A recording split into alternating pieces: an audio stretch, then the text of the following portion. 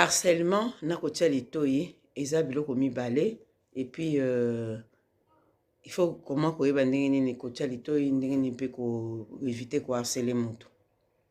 Voilà, encore je reviens sur soi aujourd'hui parce que j'ai reçu une question, une box pour savoir comment faire la différence entre harcèlement sexuel et puis la drague. Donc voilà, comment différencier une personne qui drague normalement et puis une personne qui fait les harcèlements sexuels, ou alors quand est-ce qu'il faut appeler ça harcèlement sexuel.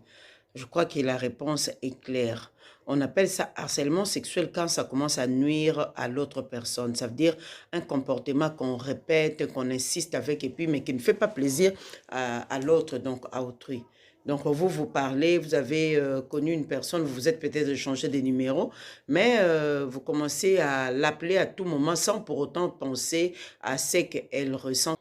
Il y a des manières ou il y a des façons d'aborder une femme. Aborder une femme, on peut se rencontrer, je ne sais pas, n'importe où, dans un restaurant, dans un bus, train, avion, voiture, taxi, n'importe où on peut se rencontrer. Mais si on a des bonnes manières, on peut aborder une personne, on peut s'échanger des numéros, si possible, ça dépend de la manière dont la personne à laquelle on demande le numéro ou alors le contact perçoit. Alors, cette personne qui vous passe le numéro, ce n'est pas parce qu'il a accepté de se faire draguer. La personne vous passe le numéro et vous commencez à l'appeler à n'importe quelle heure. Et la personne dort, vous envoyez des messages, tout ça, et qui commence maintenant à déranger la personne qui vous avait passé les numéros. C'est ce qu'on appelle harcèlement. Il est très important de savoir que quand on drague, on entre en contact avec une fille, cette fille-là, s'il veut vous laisser donc ouvrir de brèches pour vous, pour que vous ayez la possibilité de communiquer, vous allez les sentir. Il y aura toujours le metteur et les récepteurs. Mais quand vous sentez que vous émettez, il n'y a pas de récepteurs, donc comprenez que la personne n'est pas du tout, ne marche pas du tout avec vous.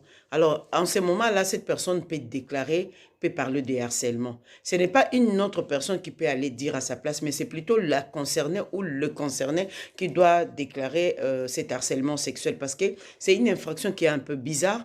Une autre personne ne peut pas porter plainte pour ces sujets. Seule la personne qui est concernée qui peut porter plainte. Alors, comment faire pour draguer une fille pour que ça ne soit pas un harcèlement sexuel? Avoir de bonnes manières et savoir comment on parle avec une fille, parce qu'une fille qu'on ne connaît pas, qu'on ne maîtrise pas, on ne peut pas la parler comme si on était de vieilles amies, comme si non, non. Parce qu'il y a des garçons qui abusent. Il te parle pour la première fois et deuxième fois, il commence à te parler comme si il cherche devant les gens à te toucher, il cherche à tenir des propos qui ne tiennent pas parfois de